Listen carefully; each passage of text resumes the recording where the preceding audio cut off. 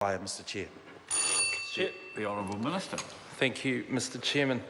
Mr. Chairman, it's a privilege to speak in this debate, and I'm particularly honoured to speak to whānau ora, which the previous member referred to, and he said that he didn't know what whānau ora is doing. Well, whānau ora, sir, whānau ora is touching over 5,000 whānau and families across New Zealand in the 2015 financial year. And sir, I can't talk for the two Māori commissioning agencies, but I can talk to Pacific Futures.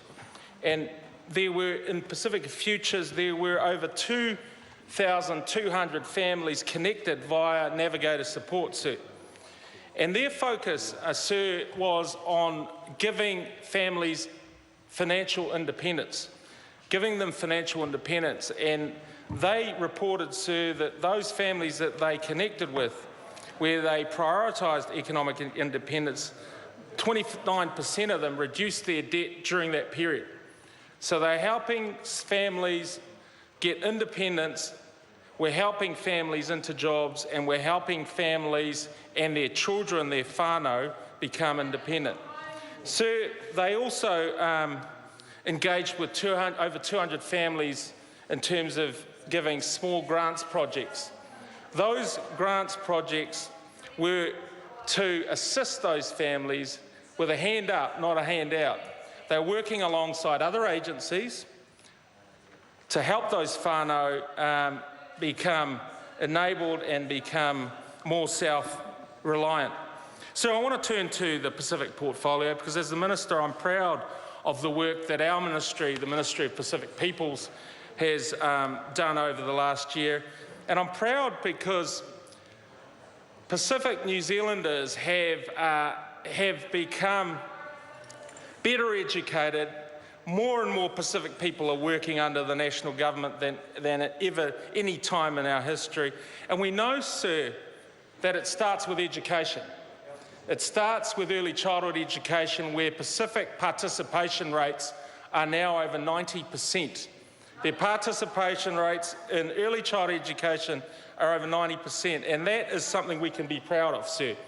It is something because we know it starts young, we know it starts in the families at homes, we know it starts in our churches, and it is done through support by those ECE providers. And I've visited a number of Pacific providers in my time as Minister, and they are providers that, with people with good hearts, good intentions, who are providing our kids not just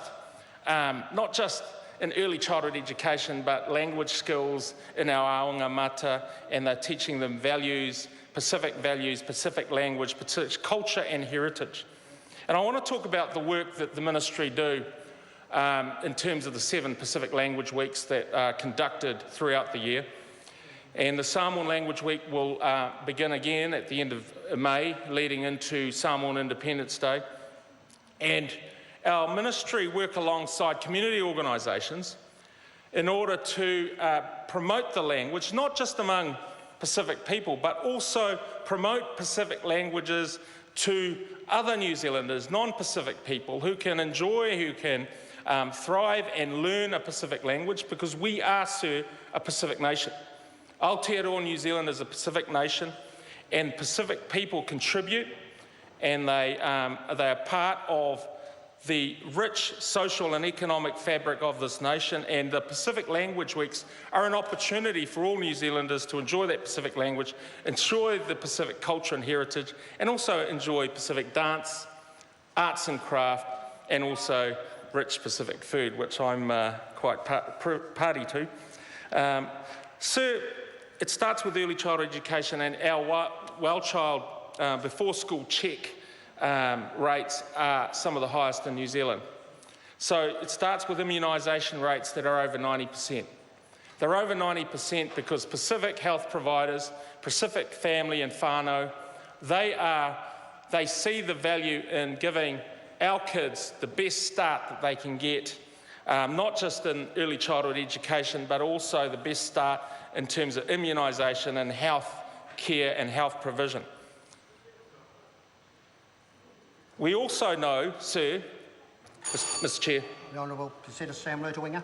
Mr Chair, we also know that that Pacific employment is up at around 123,500 people, Pacific people, are currently employed in New Zealand today. And sir, that is the most that at any time in our history. It is a 10% increase year on year for the year to the end December 2015. And it is because we have a strong focus on education. This government has a strong focus on employment. We're about growing our economy, growing jobs, and growing families and supporting families. And the best way that we can support our families, sir, is to give them a job, because our families, all they're looking to do is to raise their kids in this great country of ours, to feed them, to clothe them, to nurture them, to care for them and to love them. And the best way they can do that, sir, is when they are meaningfully employed. And when they're not meaningfully employed, we can support them too, because we are the first government to raise benefits in the last 42 years. So we have the compassion to look after those people that can't look after themselves. But having said that, we are about promoting Pacific employment. And so I'm proud, sir, that there are more Pacific people now working in this country than ever before. And the reason is, sir, is that we've seen a huge increase in Pacific achievement in education. When National became government, our NCA Level 2 achievement rates were around 50%.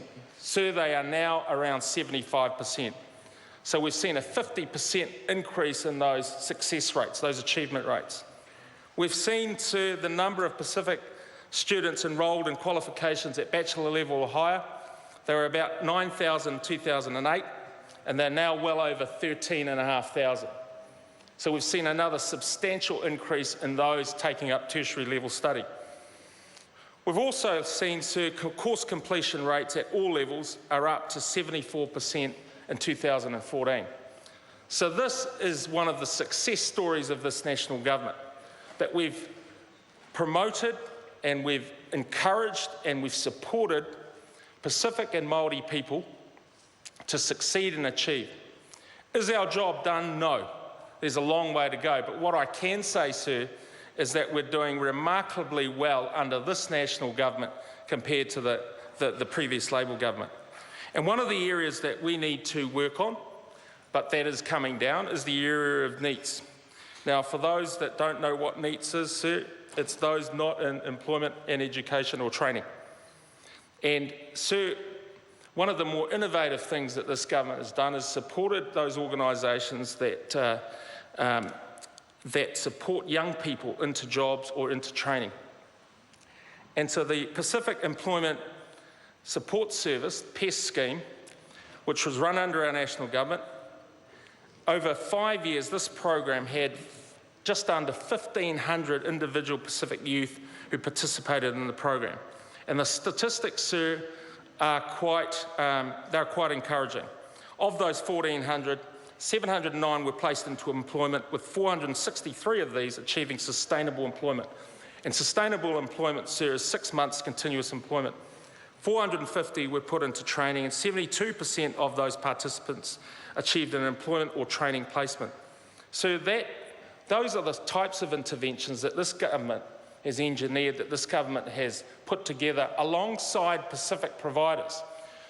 So we've got a strong Pacific health sector, we've got a strong sector around social services, and sir, it's that type of investment, using the investment approach that we do in justice, that we were done in social welfare, and we're doing right across the social services sphere.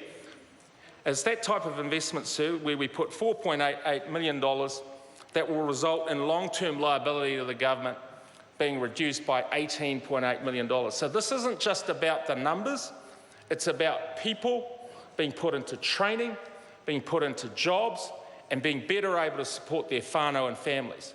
And ultimately, sir, that is what this national government stands for.